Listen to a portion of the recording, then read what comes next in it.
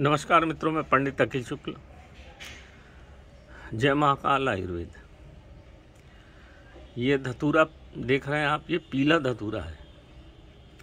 आपने देखा होगा धतूरा सफ़ेद, बैगनी, काला, डबल फूल वाला, 7 फूल तक होते हैं काले में, परंतु ये पीला धतूरा है।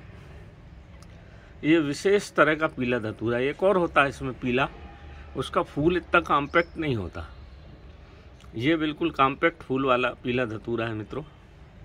ये पचमढ़ी के अंदर एक नाला है, तेलिया नाला, त्रिशूल नाला। त्रिशूल नाला के आसपास ये काफ़ी मिलता है।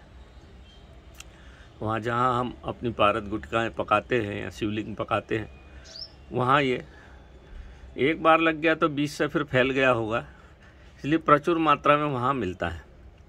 धतूरे की एक विशेषता है मित्रों, अगर आप इसके पौधे को ला के लगाओगे तो नहीं लगता। ये मैंने कई बार कोशिश की, लगेगा भी तो मरा मरा सा रहेगा, अच्छे से बढ़ेगा नहीं। और बीज से लगाओ तो धतूरा फिर अपने आप अच्छा बढ़ता है। हो सकता है भगवान शिव की कुछ महिमा हो, अपन नहीं जानते। इसलिए मैंने इसको वहाँ से बोरी में ही पूरी मट्टी सहित ही खोद के लाया था, इसको लगाया। इसको हम, इसकी पत्ती का रस पारद बंधन में अच्छा काम करता है। इस पीले धतूरे में मित्रों, जैसा कीमियागिर जो बड़े संत बताते हैं, इसमें स्वर्ण अंश होता है और सफ़ेद में चांदी का अंश होता है, और काला धतूरा जो होता है उसमें तांबे का अंश होता है। तो पारद बंधन जब इसकी पत्ती के रस से करते हैं तो जल्दी इसलिए हो जाता है क्योंकि इसमें स्वर्ण अंश होता है और शिवलिंग भी अच्छा बनता है। ऐसा संतों की मान्यता है, परंतु आयुर्वेदिक ग्रंथ में ऐसा कुछ विवरण नहीं है। पर अनुभव की जो बात है वो सही बात है। ये पीला धतूरा कम मिलता है। आपके धतूरा जैसा जानते हैं आप कि धतूरा आयुर्वेद में बड़ी मानी हुई औषधि है। इसके बीज का तेल भी बनता है, जोड़ों के दर्द के लिए तेल बनता है। धतूरे के तेल से चर्म रोग भी ठीक होता है, जोड़ों का दर्द भी ठीक होता है। इसी प्रकार से इसका अगर गाय के दूध में शोधन करा के और थोड़ी सी मात्रा में दिया जाए तो वात रोग में भी अच्छा काम करता है। ये जहर है, हल्का जहर जिसको कहते हैं, लघु विष इसमें है, परंतु दिव्य गुण भी हैं इसमें। इस पीले धतूरे का एक सबसे अच्छा प्रयोग तंत्र में ये किया जाता है मित्रों, जिसकी लग्न पत्रिका में गुरु खराब हो या गुरु शनि और राहु से ग्रसित हो, तो इस पीले धतूरे को घर में लगा के उसमें एक दीपक, शाम को तिल का, सुबह सरसों के तेल का अगर हम दीपक जला के ओम शिवाय नमः का जाप करें वहाँ शांतिपूर्वक बैठ के, तो हमारा गुरु का दोष लग्न पत्रिका में कम हो जाता है। और भगवान शिव तो सब कुछ कर सकते हैं, राक्षसों को भी वरदान देते हैं, तो भगवान शिव प्रसन्न होते हैं। इसके पुष्प को भगवान शिव के माथे पर अर्पण किया जाए तो भगवान शिव बड़े प्रसन्न होते हैं और गुरु की कृपा हो जाती है। मतलब गुरु जिसके लग्न पत्रिका में खराब हो उसका शादी ब्याह भी नहीं होता।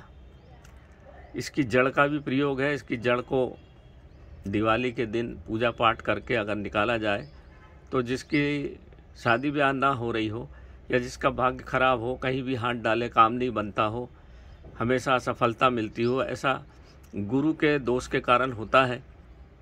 और गुरु चूँकि सबसे बड़ा ग्रह है और हमारे भाग्य को वही चलाता है, तो इसकी महिमा अपरंपार है इस पीले धतूरे की। इसी प्रकार से राहु केतु और शनि जिसका खराब हो तो फिर वो काला धतूरा या नीला धतूरा भगवान शिव को चढ़ाते हैं, तो काल सर्प दोष और राहु केतु का दोष नष्ट होता है और भगवान शिव प्रसन्न होते हैं। तो पीले धतूरे का महत्व गुरु के संबंध में बहुत अच्छा है मित्रों। इसको अगर अपन घर पे लगाएं, ये कम मिलता है, बहुत कम मिलता है। इस तरह का पुष्प वाला तो बहुत ही रेयर है, बहुत कम मिलता है। दूसरे टाइप का मिल जाता है, और ये कॉम्पैक्ट पुष्प का जो एकदम बढ़िया फूल है इसका, ये बहुत ही कम मिलेगा आपको, कहीं आपने शायद ही देखा हो। तो देख लीजिए मित्रों, पीले धतूरे का ये बढ़िया आज पुष्प आ गया, कितना खूबसूरत पुष्प है इसका। इसका फूल अलग टाइप का है और वास्तविक पीला धतूरा इसी को कहते हैं जो कीमियागिरी की काम में आता है, ये वही है।